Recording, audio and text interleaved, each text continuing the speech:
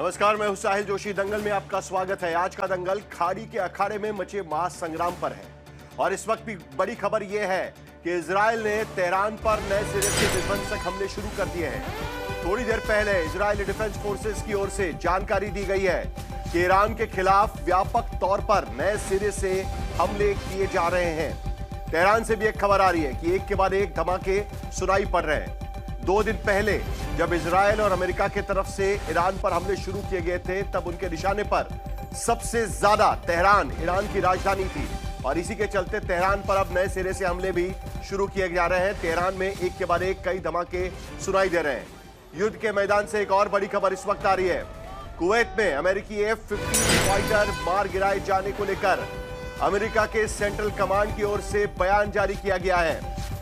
America का कहना है कि दरअसल कुवैत के एयर डिफेंस ने ही गलती से अमेरिकी फाइटर प्लेन्स को निशाना बना दिया था, जिससे उसके 3 फाइटर विमान गिर गए। अमेरिका का कहना है कि 3 विमानों के 6 क्रू मेंबर्स सही सलामत है। इससे पहले ईरान का दावा था कि उन्होंने F-16 गिराया है, लेकिन अब अमेरिका की तरफ से इसकी सफाई दी गई है। आगे बढ़ने से पहले ईरान युद्ध को लेकर पिछले 24 घंटे में बड़े अपडेट सामने आ रहे हैं। आपको बता दें कि 10 बड़े अपडेट। सबसे पहले 3 दिन की लड़ाई के बाद ईरान में इजरायली अमेरिकी हमले में 555 ईरानी लोगों के मारे जाने की खबर आ रही है। इजरायली अमेरिकी सेना की ओर से ईरान के न्यूक्लियर साइट्स पर भी हमले किए गए हैं। तेहरान के बाद सबसे ज्यादा मिलिट्री और बाकी इंस्टॉलेशंस पर हमले करने की तैयारी इजरायल की तरफ से की गई थी और मिलिट्री और इंटेलिजेंस से जुड़े बाकी इंस्टॉलेशंस पर यह हमले किए जा रहे हैं। तो रूस की कॉल पर international atomic energy agency IAEA की इमरजेंसी बैठक बुलाई गई है। IAEA ने कहा है कि फिलहाल रेडिएशन के खतरे की आशंका नहीं है, क्योंकि इजरायल और अमेरिका की तरफ से दावे किए जा रहे हैं कि न्यूक्लियर इंस्टॉलेशंस पर भी उनके वार चलते रहेंगे। चौथी बड़ी अपडेट, उधर ईरान भी लगातार हमले कर रहा है। सऊदी के अरामको की रिफाइनरी पर ईरानी हमला हुआ है। इससे पहले सऊदी अरेबिया चेतावनी दे चुका है कि अब जवाबी कार्रवाई की जाएगी, लेकिन पहली बार ईरान की तरफ से सऊदी रिफाइनरीज पर भी हमले किए जा रहे हैं। 5वीं बड़ी खबर, अमेरिकी सेना का F-15 फाइटर जेट कुवैत में मार गिराया गया है। ईरान की ओर से जेरूसलेम से लेकर तेल अवीव तक हमले ही हमले हो रहे हैं। ईरान ने पिछले 2 दिनों में खाड़ी से लेकर इजराइल तक 11 मुल्कों पर हमले किए हैं। ज्यादातर खाड़ी देश इसमें शामिल है। 11 मुल्कों पर इजराइल के साथ साथ हमले किए गए हैं। इसके अलावा लेबनान में हिजबुल्लाह के तरफ से भी हमले इजराइल के तरफ किए जा रहे हैं। वहां भी बड़ी जवाबी कार्रवाई इजराइल की तरफ से की जा रही है, लेकिन अब हूतियों ने लाल सागर में हमले की चेतावनी दी है। हालात यह है कि होर्मुज खाड़ी से लेकर लाल सागर तक पैदा हुए युद्ध के हालात में कच्चे तेल का दाम $82 बैरल पर पहुंच चुका है। दूसरी ओर रूसी तेल गैस एजेंसियों के शेयर 15 से 20% ऊपर है, यानी वहां से तेल खरीदना शुरू हो सकता है। इसीलिए रूसी तेल गैस एजेंसियों के शेयर 15 से 20% ऊपर चल रहे हैं। भारतीय शेयर बाजार में करीब 1.5% की गिरावट दर्ज की गई है। करीब 1000 से ज्यादा अंक बॉम्बे स्टॉक एक्सचेंज का सेंसेक्स नीचे चल रहा था जब सुबह बाजार खोले गए। तो ईरान की जंग वैसे तो पूरी दुनिया के लिए बुरा असर पैदा कर रही है, लेकिन एशियाई देशों के लिए इसके नतीजे ज्यादा प्रभावकारी हो सकते हैं, क्योंकि ईरान से जंग में होर्मुज खाड़ी की वो खाड़ी डिस्टर्ब हो रही है जहां से पूरी दुनिया का 30% LNG का कारोबार होता है और समुद्री रास्ते से आने वाले तेल का 30% कारोबार इसी रास्ते से, इस छोटी स्ट्रीट से होता है। और ये एक छोटा हिस्सा है जो ईरान से सटा हुआ और यहीं से 20% LNG का कारोबार होता है। और इस जंग में ईरान की ओर से अब ओमान, UAE, दुबई में तेल कंपनियों और ऑयल टैंकरों पर भी हमले होते रहे हैं। और अब खतरा उन 200 जहाजों पर है जो होर्मुज की खाड़ी में वहां फंसे हुए हैं। इसमें 150 से अधिक तेल टैंकर खुले समंदर में खड़े हैं जो जंग की आग के बीच घिरे हुए हैं।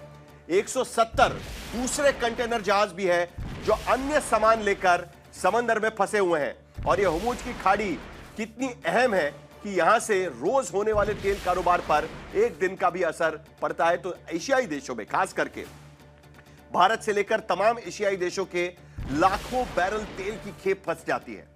क्योंकि इस रास्ते से रोजाना औसतन 1.50 करोड़ बैरल कच्चा तेल रोज, एक बार फिर सुन लीजिएगा, इस रास्ते से रोज औसतन 1.50 करोड़ बैरल कच्चा तेल रोज दूसरे देशों में भेजा जाता है, जिसमें सऊदी का 62 लाख बैरल, यूएई का 20 लाख बैरल, इराक का 32 लाख बैरल, कुवैत का 15 लाख बैरल, ईरान का 13 लाख बैरल और कतर का 6 लाख बैरल कच्चा तेल दूसरे देशों को भेजा जाता है। यानी यहां पर हमले होने की वजह से बाकी आखाती देशों के तेल के टैंकर्स भी बाहर निकल नहीं पाने हैं। और जो देश होर्मुज की खाड़ी से कब्जा कच्चा तेल मंगाते हैं, उनमें सबसे अधिक एशियाई देशों में ही आता है। तो चीन जैसा देश 50 लाख बैरल रोज इसी खाड़ी से मंगवाता है। Bharat 19 lakh barrel, Japan 17 lakh barrel, दक्षिण कोरिया 17 लाख बैरल, अन्य एशियाई देश 22 lakh barrel, Europe 10 lakh barrel, America भी करीब 6 लाख बैरल तेल रोज इसी रास्ते से मंगवाता है। तो मतलब ईरान युद्ध में होर्मुज की खाड़ी में सबसे ज्यादा प्रभावित होने वाला तेल के कारोबार से एक तो ओपेक के देश प्रभावित होंगे और दूसरे सबसे ज्यादा प्रभावित होंगे तो एशियाई देश इस पूरे लड़ाई की वजह से प्रभावित होंगे। और इसीलिए अगर हमने देखा तो चीन ने साफ शब्दों में कहा है कि जिस तरीके से ईरान पर हमला हुआ है वो गलत है। और उसके साथ साथ आयतुल्ला अली खोमेनी के मौत पर भी चीन ने जिस तरीके से अपना स्टेटमेंट बयान जारी किया है उस पर भी नजर रखना जरूरी होगा। तो अब आगे बढ़कर यह युद्ध कब तक जारी रहेगा?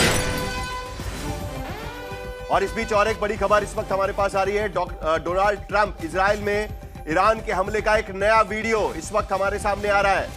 ईरान के लगातार बैलिस्टिक मिसाइल्स के जरिए इजराइल पर हमले चल रहे हैं। माना जा रहा है कि ईरान के पास 3000 बैलिस्टिक मिसाइल्स है। ये 7वीं खेप ईरान की तरफ से इजराइल की तरफ और उसके साथ साथ बाकी खाड़ी देशों में भी दागी जा रही है।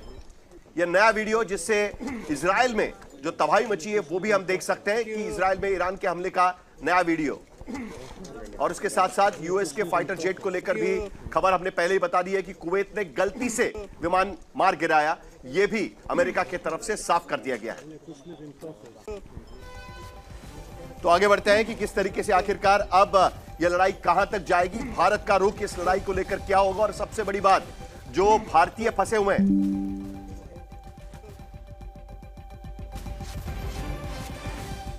तो बाकी जो खाड़ी देशों में भारतीय फंसे हुए हैं उनको लेकर भी भारत सरकार की तरफ से क्या भूमिका रखी जाएगी। कल cabinet committee on security affairs की बैठक भी प्रधानमंत्री मोदी ने बुलाई थी। कल देर रात तक पूरी स्थिति का जायजा लिया गया। दो सबसे बड़े संकट इस वक्त देश के सामने और उसके साथ साथ भारत के सामने भी खड़े हो सकते हैं। एक तो फंसे हुए भारतीय नागरिक और दूसरी सबसे बड़ी बात तेल की कीमतें, क्योंकि कई एशियाई देश भारत के समेत इसी इलाके से तेल मंगवाते हैं। हमारे साथ तमाम मेहमान जुड़ रहे हैं। प्रदीप भंडारी भारतीय जनता पार्टी के प्रवक्ता है, doctor Kirit Parekh oil and gas expert है, पूर्व मेंबर है प्लानिंग कमीशन के, वो भी इस चर्चा में हिस्सा लेने वाले हैं। Lieutenant general Shankar Prasad former DG infantry, वो भी हमारे साथ जुड़ रहे हैं। Group captain DK. पांडे पूर्व एयरफोर्स ऑफिसर से और डिफेंस एनालिस्ट भी इस चर्चा में शामिल हो रहे हैं। और उसके साथ साथ अचल मल्होत्रा पूर्व डिप्लोमैट भी इस चर्चा में शामिल होंगे। अचल मल्होत्रा जी, सबसे पहले शुरुआत तो आप ही से करनी होगी, क्योंकि एक तरफ डोनाल्ड ट्रंप दावा कर रहे हैं कि ईरान की नई रिजीम हो सकता है कि उनसे बातचीत करे, लेकिन दूसरी तरफ ईरान के तरफ से सोशल मीडिया पर ईरान के सिक्योरिटी ऑफिशियल है अली लरिजानी, उनके तरफ से कहा गया है कि हम लोग यूनाइटेड स्टेट्स के साथ किसी भी तरीके से नेगोशिएशंस नहीं करेंगे। और उसके साथ साथ ईरान की जो रिवॉल्यूशनरी गार्ड्स हैं, इस्लामिक रिवॉल्यूशनरी गार्ड्स, उनके तरफ से भी साफ कर दिया गया है कि अब लड़ाई जारी रहेगी। इजराइल पर भी लगातार हमले हो रहे हैं। तो क्या किसी भी तरीके से बातचीत की गुंजाइश आपको नजर आती है?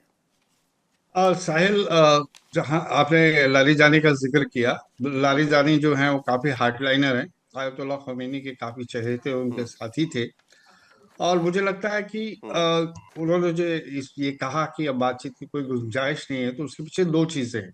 एक तो ये कि जो जिस तरह से बातचीत में उलझाकर जो अमेरिका और इजराइल ने मिलकर स्ट्राइक करी, जिसमें आयतुल्लाह khomeini और बहुत टॉप लीडरशिप उनकी मारी गई, एक तो ये वजह है कि आपने इतना ये सब किया, एक तरफ हमें बातचीत में उलझाया और दूसरी तरफ आपने मिडल ऑफ द टॉक्स आपने अटैक कर दिया। दूसरी इससे भी ज्यादा इम्पोर्टेंट ये है कि मुझे लगता है ईरान ने ये असेस कर लिया है कि ये बातचीत जो है सिर्फ एक दिखावा है, इस बातचीत का कोई फायदा नहीं है, क्योंकि इस बातचीत में जो भी कंडीशंस अमेरिकन और इजरायली रख रहे हैं, ये सभी उनकी रेड लाइंस है। ईरान के न्यूक्लियर इशू पे हो सकता है कि वो सहमति बन सकती है। 2015 में भी ईरान न्यूक्लियर इशू पे एक न्यूक्लियर डील हुई थी, ईरान ने साइन किया था, अमेरिका ने साइन किया था, यूरोप ने साइन किया था। ईरान ने कुछ कंसेशंस करी थी, उन्होंने अपने न्यूक्लियर प्रोग्राम पे रोक भी लगाई थी थोड़ी सी, लेकिन फिर अमेरिका निकल गया उसमें से।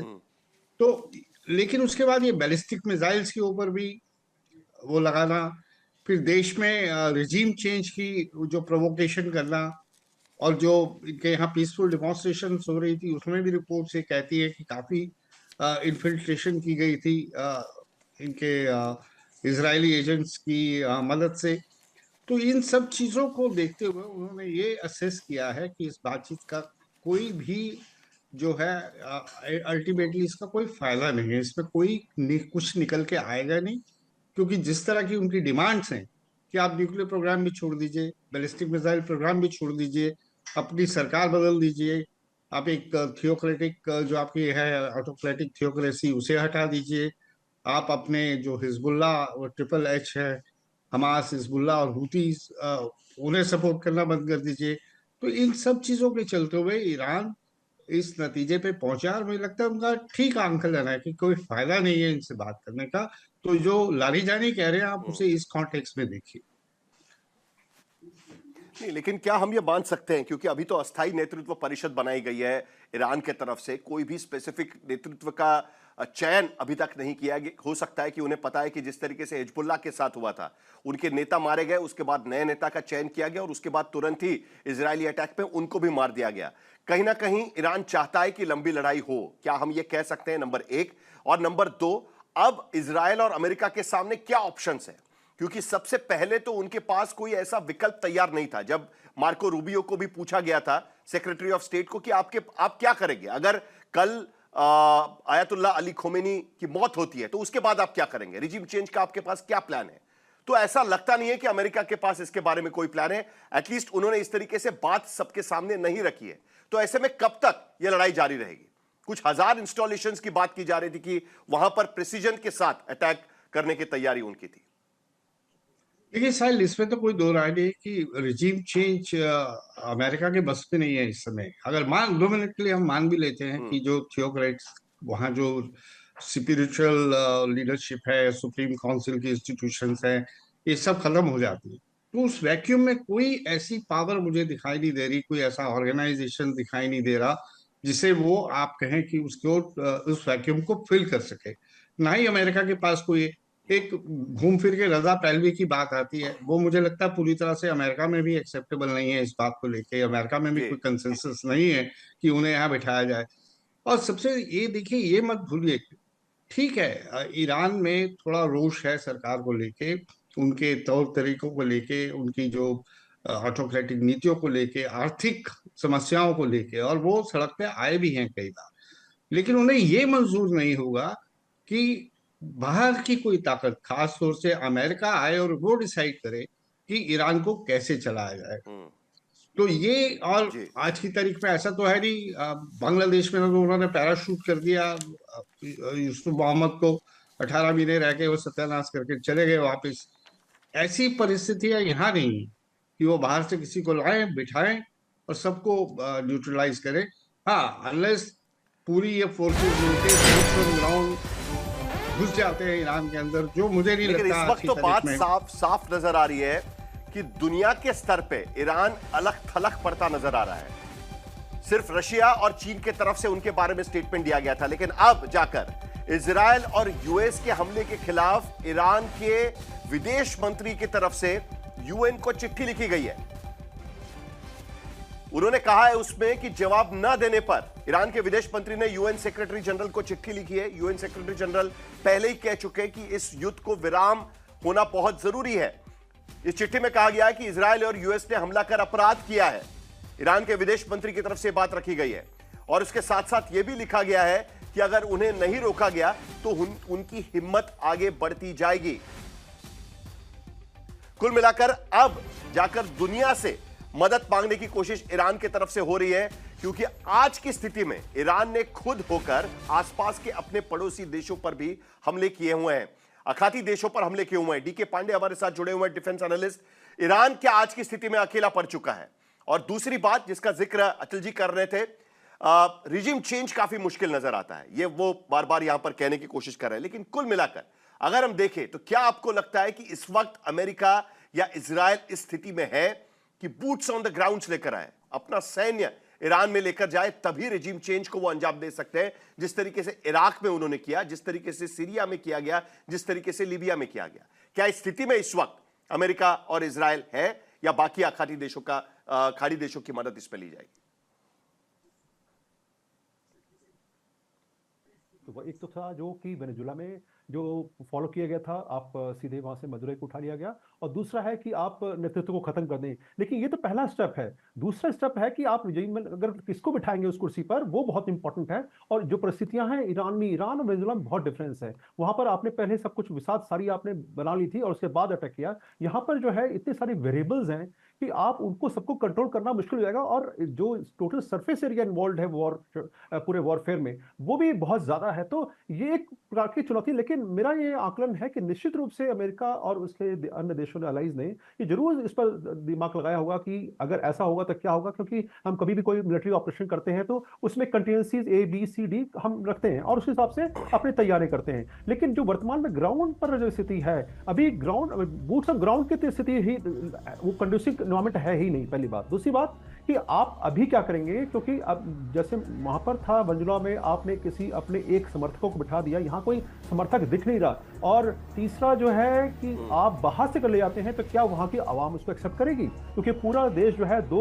धड़ों में बटा हुआ है, और खुमैनी जिनका की एक जादुई कंट्रोल था सेंटिमेंटल और इस्लामिक आइडियोलॉजिकल इशू की वजह से, उसमें लगता है कि थोड़ी संख्या में बढ़ोतरी हुई, क्योंकि सेंटिमेंटल है कि भाई हमारे देश का नेता मारा गया, भले ही उनके विरोधी रहे हों। तो ये थोड़ा सा भी वेरिएबल्स जो है वो बढ़ गए हैं। लेकिन जो उनके विरोधी थे वो निश्चित रूप से चाहते हैं खुली हवा में सांस लेना, जैसे कि हिजाब का इशू था और महिलाओं के प्रति कड़े जो है नियम थे। तो इन सबको देखते हुए निश्चित रूप से एक बड़ा धड़ा तो मिस्टर खुमैनी के अगेंस्ट था ही, इसमें कोई दो राय नहीं। लेकिन उस धड़े को आप कैसे लाएंगे? एक प्रयास किया है इजराइल ने कि वहाँ के टीवी चैनल जो गवर्नमेंट टीवी था उसके ऊपर उसको साइबर अटैक करके और उसको हैक करके और वहाँ पर अपना नेतन्याहू का स्पीच जो है दिखाई गई, और उसमें कहा गया लोगों से कि भाई आप आइए, टेक ओवर करिए। लेकिन ये उनका इतना आसान नहीं है, लोगों को सबको इकट्ठा करना, उनको जोड़ना, उनको रिसोर्सेज देना, और कहाँ से पहल होगी और कहाँ तक चलेगी, ये सब जो है एक व्यवस्थित तरीके से होना। या तो रजा पहलवी का नाम से लिया जा रहा था, लेकिन अमेरिका ने ये इशारे किए कि रजा पहलवी के जो प्रिंस रजा पहलवी हैं उनको अगर लाया जाता है तो वो शायद उनकी बातों पर पूरा चलें, इसकी संभावना कम लगी, तो वो भी प्लान जो है ठप पड़ गया। लेकिन अब जो एक सवाल आपने पूछा कि कब तक चलेगा ऑपरेशन, तो ऑपरेशन चलने के लिए दोनों देश उसमें प्रेशर में हैं, दोनों देश पर दोनों पक्ष जो है प्रेशर में है, क्योंकि आपको रिसोर्सेज चाहिए, आपको असला चाहिए, आपके पास जो है पर्सनल चाहिए।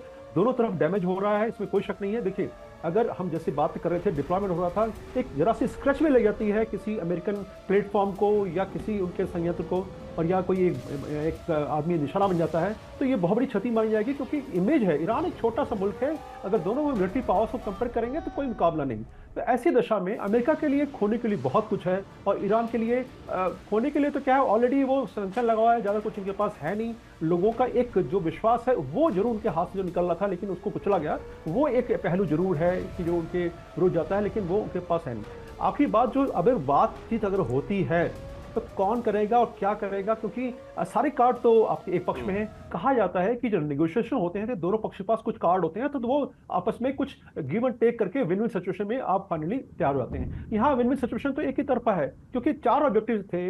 एक तो था कि आप रिजीम चेंज करें, दूसरा यूरेनियम इनरिचमेंट के ऊपर लिमिटेशन, तीसरा था मिसाइल प्रोग्राम के ऊपर कंट्रोल, और चौथा था कि प्रॉक्सीज के ऊपर कंट्रोल। इनमें से केवल एक जो पहला रिजीम चेंज का वो भी पार्शियली अचीव हुआ है।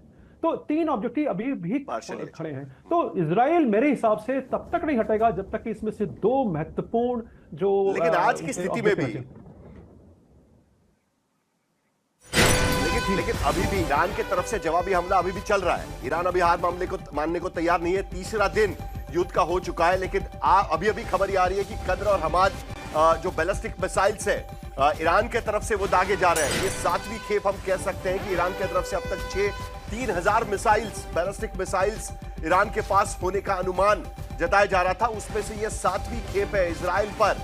ईरान के हमले से जुड़ी बड़ी खबर इस वक्त कद्र और हमाद मिसाइल्स। आमतौर पर हम देख सकते हैं कि इजराइल के पास मीडियम रेंज के मिसाइल्स काफी संख्या में है, और इस बैलिस्टिक मिसाइल की जो रेंज है ये 1000 से 1500 किलोमीटर तक की हो सकती है, और जिसके वजह से इजराइल के जो अलग अलग ठिकाने हैं वो इस रेंज में आ सकते हैं। इजराइल के कुछ बंदरगाहों पर भी इन मिसाइल्स को दागा गया था और ये हमला किया गया था, और अब कद्र और हमाद मिसाइल्स भी। लेफ्टिनेंट जनरल शंकर प्रसाद हमारे साथ में हैं। कब तक ईरान ये मिसाइल दागने से अपने आप को बचा सकता है? ऑल आउट जाने की कोशिश ईरान की तरफ से।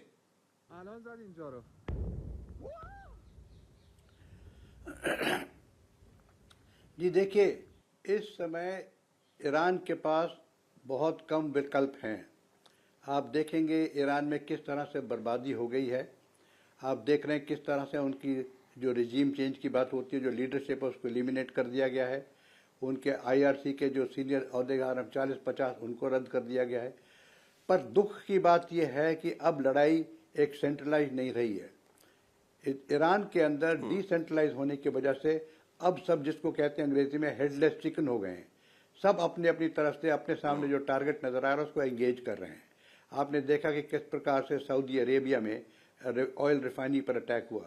पूरे south southern part of Iran में जितने 7-8 बेसेस हैं सबको एक एक करके अच्छा खासा उन पर अटैक हो रहा है और काफ़ी हद तक नुकसान पहुंचाया जा रहा है, starting from Dubai to Abu Dhabi to Qatar to Kuwait and right up to Jordan. तो इस समय इजराइल के पास वही एक विकल्प है कि अपनी एक तो डिफेंसिव शील्ड्स को और मजबूत करें, दूसरा अब जितना जहां तक हो सकता है ड्रोन अटैक्स खास तौर से आ रहे हैं उनके बरखिलाफ एक्शन करें, specifically towards Saudi Arabia, towards Dubai and towards UAE. तो इसमें इस समय मैं कहना चाहता हूं कि the war is taking a very ugly turn. इसमें पूरे विश्व को बड़ा नुकसान हो रहा है। आप देख रहे हैं किस प्रकार से ऑयल की कीमतें बढ़नी शुरू हो गई हैं और किस प्रकार से ऑयल की शॉर्टेज पूरा वर्ल्ड महसूस कर रहा है। पूरी सप्लाई चेन डिस्टर्ब हो गई है और ख़ास तौर से जो आसपास के इलाके हैं वो भी थ्रेटन हो रहे हैं। दुबई में बिना वजह से इतना नुकसान हो गया है। आपने ये देखा कि डिएगो गार्सिया में भी उनके प्राइम मिनिस्टर यूके ने मना कर दिया, हम बेच नहीं देंगे, इसी डर के मारे कि कहीं ईरान उनको भी ना वहाँ पर टारगेट बना ले। So it's become a very dirty war. सारे वर्ल्ड के जो फाइनेंशियल इंस्टीट्यूशन है, सेंसेक्स है, वो सब जगह गिर रहा है, करेंसी पर इफेक्ट पड़ रहा है। So I think the whole world has to now pressurize these two parties, I would say, on the one side Iran and on the other side Israel, America. पर इसमें एक बड़ी एक खतरनाक चीज़ और जुड़ गई है, वो है हिजबुल्ला, हमास एंड हूती। आपने देखा कि किस प्रकार से हिजबुल्ला इसमें अटैक कर रहा है। तो एक और yet another front has been opened for Israel to target the Hezbollah in Lebanon.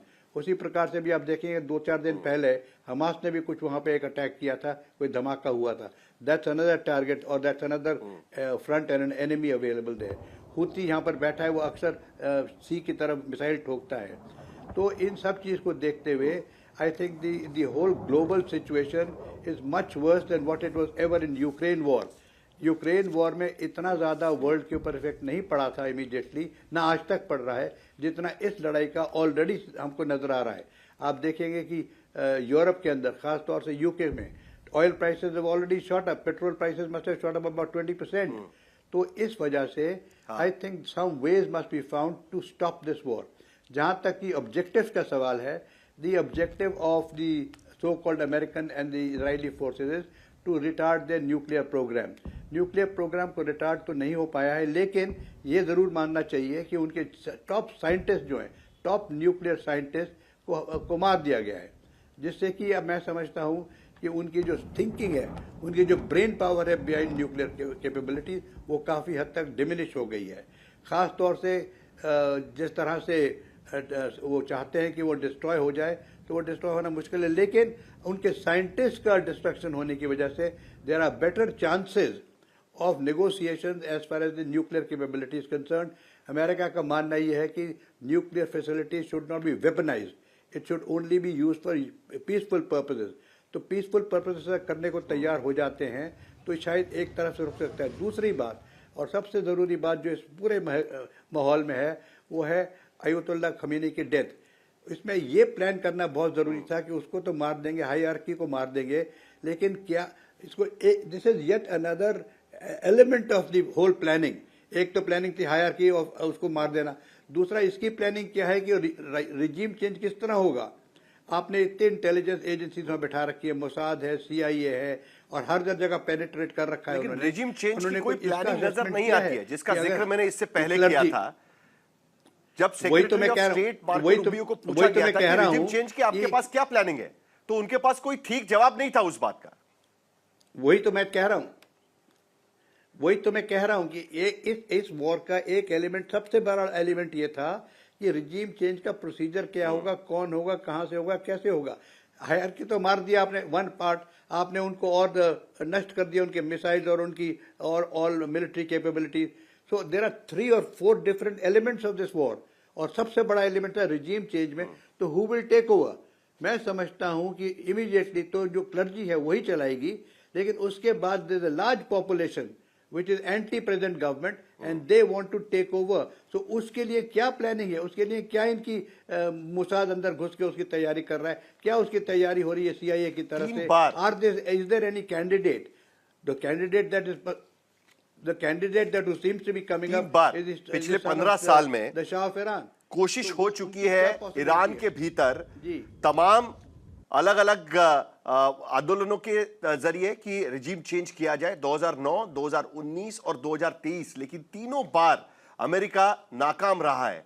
हालांकि आज की स्थिति में अमेरिका के साथ सीधी बातचीत भी ईरान में नहीं हो सकती, क्योंकि अमेरिका का कोई भी हाई कमीशन वहां पर नहीं है ईरान के भीतर। लेकिन सबसे बड़ी चिंता आज की तारीख में, सबसे ज्यादा चिंता आज की तारीख में हो रही है, तो इस बात को लेकर हो रही है कि तेल की कीमतों का क्या होगा, कि जिसका जिक्र लेफ्टिनेंट जनरल शंकर प्रसाद भी कर रहे थे। जिस तरीके से स्ट्रीट ऑफ होर्मुज में खास करके एशियाई देशों का 30% हिस्सा तेल की इंपोर्ट का वहां से आता है, और उसके साथ साथ 20% LNG का हिस्सा भी वहां से आता है।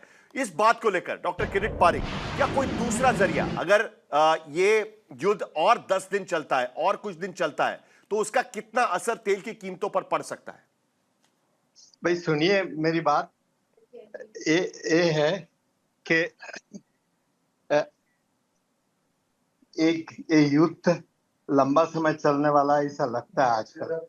कल तक मुझे लगता था थोड़े दिन में खत्म हो जाएगा, and then there will be only a small spike. थोड़े दिन के लिए कीमत बढ़ेगी, पर बाद में ठीक आ जाएगी।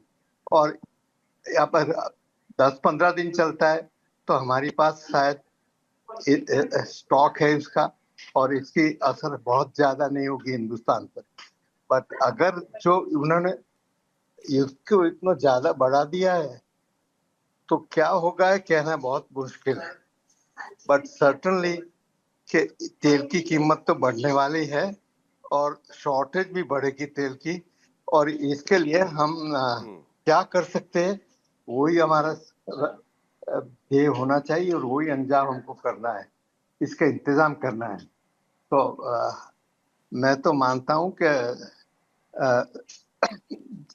जितना हो सके इतना जल्द से जल्द हमको रशिया से ऑयल मंगवाना है, और जगह से ऑयल की ये करनी है, क्योंकि 40% जो इम्पोर्ट हम तेल का कर रहे हैं वो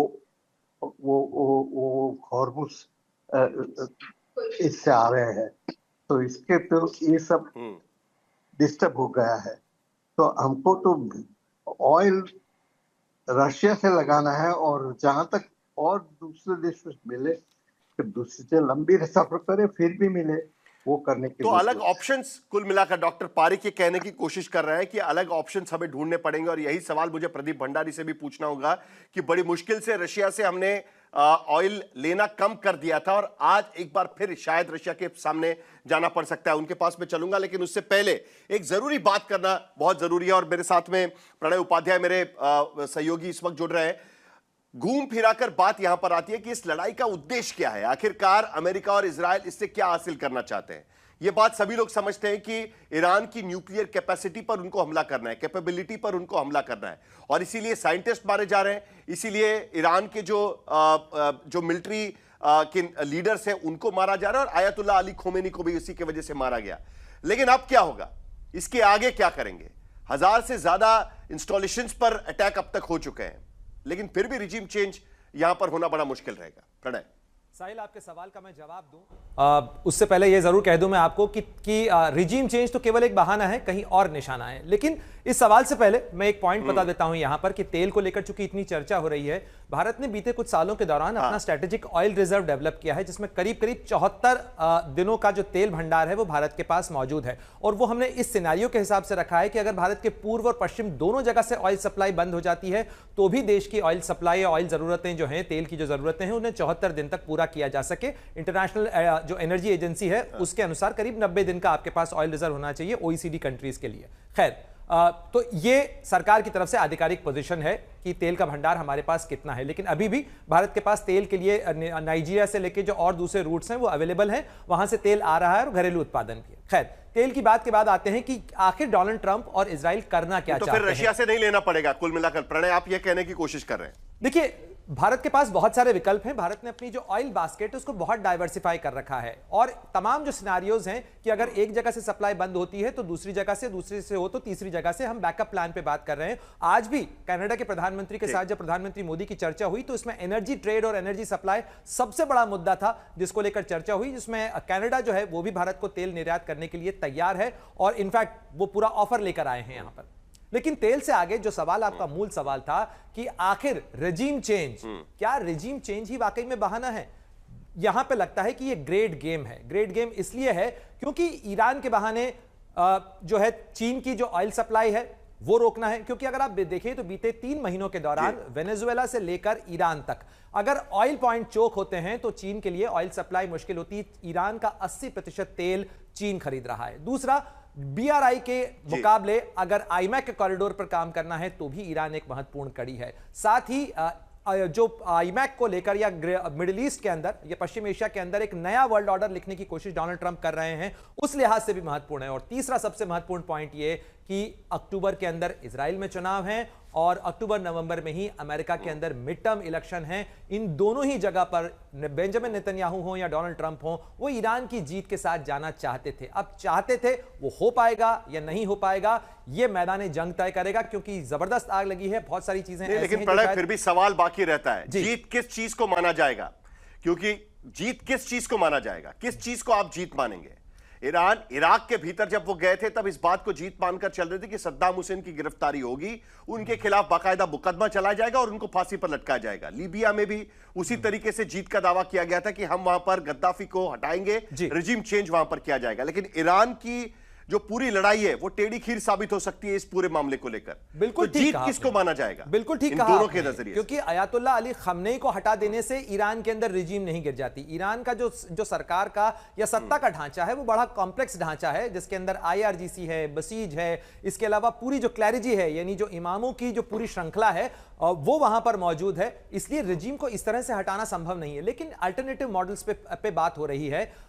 इसके अंदर जो एक वेनेजुएला मॉडल है कि आप फिगर हेड को हटा देते हैं और जो नीचे के लोग हैं उनके सामने दबाव में एक विकल्प रखा जाता है, जिसके बाद वो हो सकता है कि बातचीत करने के लिए तैयार हों और सॉफ्टनिंग हो जाए। क्योंकि अचानक से देखिए, निकोलस मदुरो के हटते ही उनकी ही पार्टी, उनके ही वाइस प्रेसिडेंट अब अमेरिका के साथ में डील करने के लिए और अमेरिकी कंपनियों के लिए दरवाजा खोलने के लिए तैयार हो गए। ये ईरान में नहीं हो सकता है, ये जानते हैं बहुत सारे एक्सपर्ट्स का ये मानना है कि इतना आसान ईरान का खेल नहीं है, और इसीलिए इतनी ज्यादा बमबारी हो रही है। इजराइल का कहना है कि करीब 25,000 टारगेट उन्होंने आइडेंटिफाई कर रखे हैं, और यदि 25,000 टारगेट हिट कर दिए जाते हैं तो ईरान में यह व्यवस्था जो है वो चरमरा जाएगी, वो गिर जाएगी। अब इतना वो कर पाते हैं, नहीं कर पाते हैं, क्योंकि बहुत सारा चीजें डायनामिक हैं। जब कुवैत के अंदर अमेरिका के F-15 लड़ाकू विमान नीचे गिर रहे हों, फ्रेंड एंड फो आइडेंटिफिकेशन खत्म हो रहा हो, इतनी अफरा तफरी मची हो, तो आप प्लान टेबल पर कुछ भी बनाएं, जमीन के ऊपर जो उतरता है वो तय करता है। साहिब, लेकिन फिलहाल इस लड़ाई के चपेट में खाड़ी देश आते हुए नजर आ रहे हैं। जिस तरीके से ईरान ने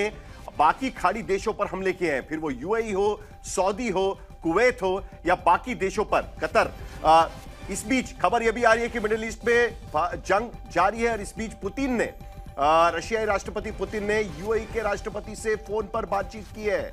यूएई पर भी ईरान की तरफ से बैलिस्टिक मिसाइल्स दागे गए थे। उनका यह कहना था कि अमेरिकी मिलिट्री इंस्टॉलेशंस पर दरअसल ये धावा बोला गया है, लेकिन उसके साथ साथ कई मिसाइल्स दुबई के रिहायशी इलाकों में जाकर भी गिरे थे। अब पुतिन ने यूएई के राष्ट्रपति से बात की है। उधर सऊदी अरेबिया धमकी दे रहा है ईरान को कि इसका जवाब दिया जाएगा अगर सऊदी पर हमले नहीं रोके गए। अरामको के जो रिफाइनरीज है, ऑयल स्टॉक्स है, उस पर भी हमले किए गए थे। लेकिन इस बीच बातचीत इस बात पर भी करना जरूरी है कि भारत का रिस्पांस इस पूरे मामले को लेकर क्या रहा है। एक देश के सर्वोच्च नेता की हत्या होती है और उसके बाद भी भारत का रिस्पांस क्या रहा है, उस पर भी जरा नजर डालेंगे। आज जब कनाडा के प्रधानमंत्री आए थे, तब जब जॉइंट स्टेटमेंट दिया गया, तब प्रधानमंत्री मोदी ने इस पूरे युद्ध की स्थिति पर जो अपना बयान दिया है वो जरा एक बार सुन लेते हैं और उसके बाद प्रणय और प्रदीप भंडारी आपके पास भी चलेंगे, अचल जी के पास भी चलेंगे। विश्व में चल रहे अनेक तनावों को लेकर भारत की सोच स्पष्ट ही है। हमने सदैव शांति और स्थिरता बनाए रखने का आह्वान किया है और जब दो लोकतंत्र साथ खड़े होते हैं तो शांति की आवाज और भी सशक्त हो जाती है।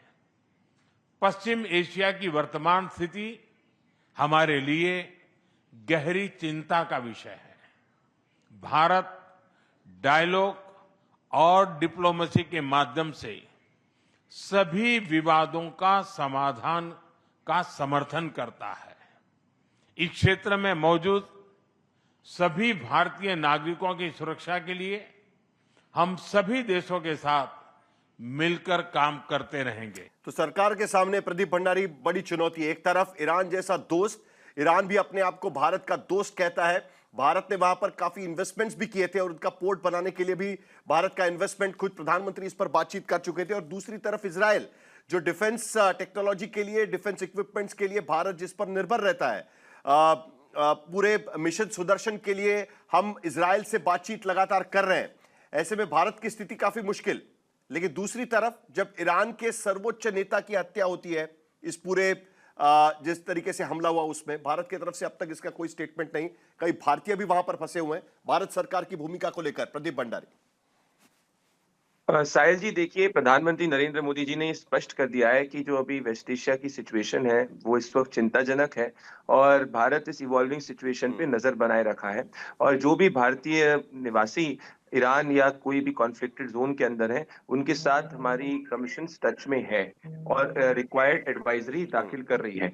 एक बड़ी बात कहना चाहता हूँ, आप ऑयल की बात कर रहे थे, एक पॉइंट नोट करने का यहाँ पे है कि हमारा ऑयल का जो पूरा का पूरा बास्केट है वो 41 कंट्रीज पे डाइवर्सिफाई हो चुका है। हमारे जो रूट्स हैं वो भी अल्टरनेट स्टेट रूट्स हैं, तो जो डिपेंडेंसी हमारी या पूरी दुनिया की एक स्टेट पे थी वो उतनी नहीं है जितनी पहले थी। दूसरी बात यह है कि जैसा कि आपके अभी डिफेंस के एडिटर बात कर रहे थे कि जो हमारा स्ट्रैटेजिक ऑयल रिजर्व है वो भी अभी तक ऐतिहासिक रूप से सबसे ज्यादा है और जितने भी एक्सपर्ट्स हैं उन एक्सपर्ट्स का मानना है क्योंकि काफी ज्यादा कंट्रीज इन्वॉल्व है तो ये काफी कंट्रीज जो हैं ये नहीं ऐसी स्थिति रखेंगी जिसमें स्ट्रेट ऑफ हॉर्मुज जो लंबे समय तक प्राइस पर तो असर पड़ सकता है ना प्रदीप भंडारी। ये बात तो ठीक है कि हमारे पास रिजर्व्स है, हमारा जो 40 देशों से हम लोग आयात कर सकते हैं जिसके वजह से हम डाइवर्सिफाई कर चुके हैं, लेकिन कीमतों पर तो उसका असर पड़ सकता है कहीं ना कहीं। जी, अगर ऐसी कोई सिचुएशन आती है तो मुझे लगता है कि भारत की सरकार और हम या आप आश्वस्त रहिए कि हर इवॉल्विंग सिचुएशन के लिए एक प्लान ऑफ एक्शन के साथ में जिससे भारत के ऊपर और भारत के कंज्यूमर्स पे इसका लीस्ट इंपैक्ट पड़े। ठीक है, लेकिन जो सवाल मैंने पूछा था कि आयतुल्लाह खमीनी के मौत को लेकर भारत की तरफ से अभी तक कोई स्टेटमेंट आया नहीं है। विपक्ष इस बारे में भी सवाल उठा रहा है कि भारत सरकार की इसको लेकर क्या भूमिका रहेगी। ईरान आखिरकार हमारा एक सिर्फ स्ट्रेटेजिक पार्टनर नहीं तो हमारा दोस्ताना रिश्ता उनके साथ रहा है, सोशल रिश्ता रहा है, कल्चरल रिश्ता रहा है, पॉलिटिकल रिश्ता भी ईरान के साथ में हमारा रहा है। देखिए, हमारा दुनिया के हर मुल्क जो भारत की ग्रोथ में पार्टनर होना चाहता है और जो भारत के नेशनल इंटरेस्ट में कंट्रीब्यूट करना चाहता है, उसके साथ हम पार्टनर किए हैं। जो अभी करंट सिचुएशन है, उसमें प्रधानमंत्री नरेंद्र मोदी जी ने स्पष्ट कर दिया है। इवन जो कैनेडियन प्रीमियर के साथ भी बात हुई थी, वहां भी प्राइम मिनिस्टर नरेंद्र मोदी ने इसका जिक्र किया था कि हम चाहते हैं कि डी एस्केलेशन हो, जल्द से जल्द डी एस्केलेशन हो और पीस जो है वो आगे बढ़े, ना कि कॉन्फ्लिक्ट आगे बढ़े। लेकिन क्या अचल जी, भारतीयों को निकल आने की नौबत आ जाएगी? जिस तरीके से इससे पहले हमने देखा था कि जब खाड़ी देशों में जब भी युद्ध होता था, सबसे बड़ी चुनौती हमारे पास रहती थी। कुवैत में इराक ने हमला किया, वहां से भारतीयों को कैसे निकाला जाए। आज की स्थिति में भी भारत के लोग वहां पर फंसे हुए हैं और अभी कोई इस बारे में जानकारी नहीं है कि आखिरकार ये युद्ध कब तक चलेगा, कब तक आवाजाही के सारे साधन बंद रहेंगे। ऐसी स्थिति में भारतीयों के लिए क्या विकल्प रहेगा, भारत सरकार के पास क्या विकल्प रहेगा, और भारत सरकार ने जिस तरीके से इस पर बयान दिया है उसको लेकर भी आपकी प्रतिक्रिया? देखिए साहिल, ऐसी परिस्थितियां कई बार बनी है कि जब भारत को अपने जो भारतीय इस तरह की में फंस जाते रहे हैं, तो हमने उन्हें इवैक्यूएट किया है, चाहे वो उक्रेन रहा हो, उससे पहले कुवैत रहा हो। तो आप कह सकते हैं कि हमारे पास इस समस्या को हल करने के लिए काफी बड़ा एक्सपीरियंस है। और मुझे लगता है कि अगर जरूरत पड़ेगी तो वो पास्ट एक्सपीरियंस हमारा काम आएगा। कमिटमेंट हमारी गवर्नमेंट की जो है वो पूरी पूरी है कि अपने जो बाहर फंसे हुए हैं विदेशों में, उन्हें हर हालत में उन्हें वहां से लेके आना है। और वो कैसे होगा, क्योंकि दो ही तो रूट हैं, या तो आप सी रूट से लाएं, या फिर आप लैंड रूट से लाएं, या फिर एयर रूट से लाएं। फिलहाल तो एयर स्पेस बंद है और समुद्री में भी रास्ते में भी काफी अड़चने हैं। बाय रोड तो काफी मुश्किल मुश्किल है। और अगर अनलेस हम अपनी गुडविल का इस्तेमाल करके कुछ एक टेम्परेरी, जैसे हमने उक्रेन में एक बार किया था कि कुछ समय के लिए कॉरिडोर, हमें सेफ कॉरिडोर दिया गया था कि आप निकाल लो अपने पर यहाँ देखिए नंबर्स भी तो देखिए ना आप। ऑलमोस्ट 9 मिलियन, करीब करीब मैं कहता 1 करोड़ के आसपास जो है हमारे भारतीय वहाँ इस क्षेत्र में काम कर रहे हैं। तो इतनी इतनी मैसिव एक्सरसाइज है, और इस लड़ाई के चलते हुए कैसे वहां से निकाल के लाएंगे, एक बहुत बड़ा चैलेंज होगा। बहरहाल पास्ट एक्सपीरियंस से अगर जाएं हम, तो हम काफी सक्सेसफुल रहे हैं और उम्मीद करते हैं कि इस बार भी कोई ना कोई रास्ता निकाल लिया जाएगा। नहीं, लेकिन स्थिति बदल चुकी है। आज की स्थिति में 90 लाख से 1 करोड़ भारतीय खाड़ी देशों में रहते हैं, जिसमें यूएई शामिल है, कुवैत शामिल है, सऊदी शामिल है, कतर शामिल है। लेकिन दूसरी तरफ अचल जी, सबसे बड़ा सवाल मेरा यही था जो मैंने प्रदीप भंडारी को भी पूछा था। भारत सरकार की तरफ से अब तक आयतुल्लाह अली खोमेनी के निधन पर कोई भी बयान नहीं दिया गया है, किसी भी तरीके से कोई टिप्पणी सरकार की तरफ से नहीं है। क्या भारत सरकार दोनों ही से उचित दूरी बनाए रखना चाहती है आज की स्थिति में, जबकि भारत का इन्वेस्टमेंट ईरान के भीतर काफी हो रहा था? देखिए एक ऐसा मुद्दा है, मुझे नहीं लगता कि भारत ने कभी खुल के कॉल आउट किया हो किसी को भी किसी भी मुद्दे के ऊपर। हालांकि ये बड़ा इम्पोर्टेंट, अगर आप इस बार की हमारा अगर पहला रिएक्शन देखें, तो हमारी नॉर्मली जो इस तरह की स्टेटमेंट्स होती हैं वो एक बहुत ही जेनेरिक होती है। हम पीस और सिक्योरिटी की बात करते हैं, डायलॉग और डिप्लोमेसी की बात करते हैं, और हम चाहते हैं कि युद्ध नहीं हो। तो बहुत ही हमारी स्टेटमेंट्स हमेशा जेनेरिक रहती है। हम किसी भी एक साइड की मतलब किसी भी पार्टी को बायस करके नहीं करते हैं, और कॉल आउट भी नहीं करते हैं। हाँ, लेकिन इस बार की जो हमारी पहला रिएक्शन था, शायद मैं गलत नहीं हूं तो हमने उसमें पहली बार मैंने सॉवरेनिटी और टेरिटोरियल इंटीग्रिटी का जिक्र होते हुए देखा था। जी, संप्रभुता की बट बात की थी हमने। जी जी। हाँ, कि भाई देखिए सॉवरेनिटी और टेरिटोरियलिटी, और ये सब पे अप्लाई होता है। मतलब अगर आप इस स्टेटमेंट को अगर डीकोड करने की कोशिश करें, तो ये मैसेज अमेरिका के लिए भी था, इसराइल के लिए भी था, तो किसी हद तक ईरान के लिए भी था कि अब आप जो गल्फ की दूसरी कंट्रीज हैं उनकी सॉवरेनिटी और टेरिटोरियल इंटीग्रिटी को भी ध्यान में रखें जब आप रिटेलिएट कर रहे हैं। तो मुझे लगता है ये काफी इम्प्रूवमेंट थी हमारी नॉर्मली जेनेरिक स्टेटमेंट्स में। और इसका जिक्र मैंने सुना नहीं आज, जो प्रधानमंत्री मोदी जी बोले, जो स्टेटमेंट आपने दिखाई उनकी, उसमें तो नहीं था इसका जिक्र। तो वो काफी जेनेरिक थी। बहरहाल लेकिन जो पहला स्टेटमेंट भारत सरकार के तरफ से दिया गया था, एमईए के तरफ से दिया गया था, उस पे इसका जिक्र साफ शब्दों में किया गया था, और उसके साथ साथ ये भी कहा गया था कि नागरिकों पर हमला करने से बचना चाहिए, दोनों तरफ से बचना चाहिए। आखिर में प्रणय उपाध्याय, अभी की स्थिति में जिस तरीके से भारत का रवैया रहा है, लेकिन दूसरी तरफ चीन और रशिया साफ शब्दों में इस पूरे मामले में ईरान के साथ खड़े होते हुए नजर आ रहे हैं। क्या सिर्फ यहीं तक ये बात सिमट के रहेगी या इसके आगे भी बात जा सकती है? क्योंकि सबसे बड़ा नुकसान चीन को होते हुए नजर आ रहा है, जिसका जिक्र कई बार किया गया है। देखिए साहिल, अगर आप केवल बयानों को आधार बना रहे हैं कि बयान के आधार पर तय किया जाए कि कौन किसके साथ खड़ा है और नहीं खड़ा है, तो भारत सरकार का बयान भी हो सकता है एक आध दिन के अंदर आ ही जाए, चूंकि स्थिति बहुत इवॉल्विंग है। लेकिन रूस और चीन की स्थिति यदि आप देखें तो सैन्य तौर पर फिलहाल वो ईरान के इस कॉन्फ्लिक्ट के अंदर नजर नहीं आ रहे हैं। पीछे से अगर कोई मदद दी जा रही हो तो अलग बात है, लेकिन रूस ने ना तो ये कमिट किया है, ना चीन की तरफ से कमिट किया गया है। आज ईरान को सबसे ज्यादा अगर जरूरत है तो वो है एयर डिफेंस सिस्टम की। ना तो रूस ने ना चीन ने ईरान के लिए, ईरान के एयर स्पेस को प्रोटेक्ट करने के लिए ना तो एयर डिफेंस सिस्टम दिया है और ना ये कहा है कि यदि ईरान के ऊपर अगला वार हुआ, चूंकि हमारे एसेट्स वहां पर हैं, हमारा इन्वेस्टमेंट वहां है, तो हम उसको प्रोटेक्ट करने के लिए आएंगे। तो ऐसी कोई स्थिति अभी फिलहाल रूस और चीन की तरफ से भी नजर नहीं आ रही है यहां पे।